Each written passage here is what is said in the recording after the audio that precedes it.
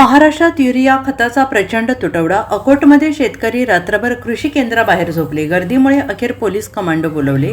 अकोला जिल्ह्यातील अकोटमध्ये युरियासाठी अक्षरशः हाहाकार उडाला आहे.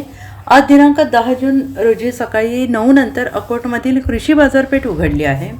या ठिकाणी लागलेल्या शेतकऱ्यांच्या रांगांना नियंत्रण करण्यासाठी थेट पोलीस बंदोबस्त मागवण्यात आलेला आहे. खरीपासाठी युरिया मिळवण्यासाठी शेतकऱ्यांनी रात्रीपासूनच कृषी केंद्राबाहेर मुक्काम ठोकला. युरिया मिळवण्यासाठी कृषी केंद्राबाहेर शेतकऱ्यांनी अख्खी रात्र जागून काढली आहे. आता दुकान उघडल्यानंतर शेतकऱ्यांची एकच झुंबड कृषी केंद्राबाहेर पाहायला मिळते. काही ठिकाणी शेतकऱ्यांमध्ये वादही होताना दिसत आहेत. त्यामुळेच प्रशासनाने आता अकोटमधील कृषी केंद्रात बाहेर थेट पोलीस कमांडोंचा बंदोबस्त लावलेला आहे. राज्यातील शेतकऱ्यांच्या नशिबी कायमच रांगा आहेत का? कधी स्वतःला बळीराजा म्हणवणारा शेतकरी कर्जमाफीसाठी थंब देण्यासाठी रांगेत असतो, तर कधी त्याला बियाणे घेण्यासाठी आणि खत घेण्यासाठी रांगेत उभं राहावं लागतं. मोदी सरकारच्या डिजिटल इंडियातील सरकारी अनास्थेचा हा पंचनामा करणारा माझाचा ऑन दी स्पॉट रिपोर्टमधून वास्तव समोर आलं आहे. अकोला जिल्ह्यातील अकोटच्या कृषी मार्केटमध्ये पहाटे 3 वाजल्यापासून रांगा बघायला मिळाल्या आहेत. प्रत्येकाची लगबग होती ती स्वतःचा नंबर लावण्यासाठी, कारण प्रत्येकाला आपल्या शेतातील खरीप हंगामासाठी युरिया हवा आहे. त्यासाठी नंबर लागणार नाही.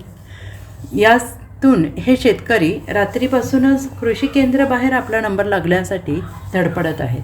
आलो होतो इथं 3 वाजता आलो. 3 वाजतापासून लाईनमध्ये उभा आणि इथं म्हणजे काहीच नियोजन नाही. आता ते माझे 75 वर्षाचे बाबा तिथे बसलेले, त्यांना अस्थमाचा प्रॉब्लेम आहे, व्हर्टिगोचा प्रॉब्लेम आहे, तरी सुद्धा त्यांना मी लाईनीत उभा घेऊन आलो, कारण की 7-12 टेन्शनावर आहे.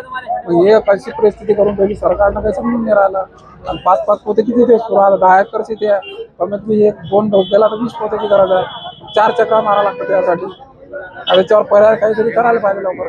सरकारमध्ये मुबलक साठा आहे, म्हणजे मुबलक साठा आहे म्हणतात. मॅसेज येतात मोबाईलवर की 70-71-60,000 मेट्रिक टन इथं युरिया आला, पण तिथं 5-5 पोत्यासाठी इथं 3 वाजता वाजून उभं राहावं लागलं. त्याच्यावर लवकर नियोजन करावं सरकारनं. काय परिस्थिती आहे? आम्ही सकाळी लोक 3 ते 4 वाजतापासून इथं हजर आहेत. आम्ही समजा मी 6ला आलो, पण तोपर्यंत यांनी रजिस्टर बंद केलं होतं की बा एवढेच पोते आहे, एवढा स्टॉक आहे, फक्त एवढा स्टॉक एवढ्या लोकांना मिळेल. 5 म्हणजे एका माणसाला 5 पोते. तर ते आता सर्व आम्ही इथं 6 वाजतापासून येऊन काही फायदा झाला नाही, आम्हाला काही खत मिळालं.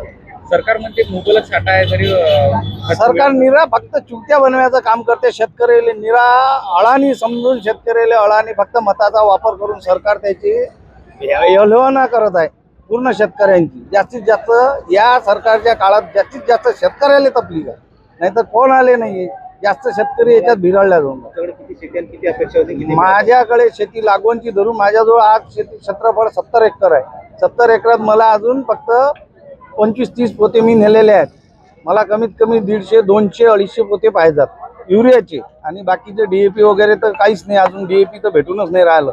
आणि दुसरे जे खतं आहेत त्याचे भाव खूप आहेत. आम्हाला शेतीचे जर ते टाकतो म्हटलं तर आम्हाला ते परवडत नाही.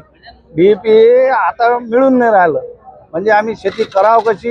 आमचे भाव, कापसाले भाव पायसान तर आम्ही विकतो त्यावेळेस 7 ते 8 हजार रुपये, 7,500 कापूस विकला. आणि आमच्याजवळचा कापूस सरला. आता कापसाचे भाव 10 आणि 11 पर्यंत गेले. म्हणजे जे शिष्यानं घेऊन ठेवलं आमच्याजवळ 8 घेतलं, आता 10-11 ते विकणार आहे. म्हणजे उलट सरकार याच्यात फायद्यात आहे शेतकऱ्यापासून घेऊन. Bureau report SBN Marathi, Akola.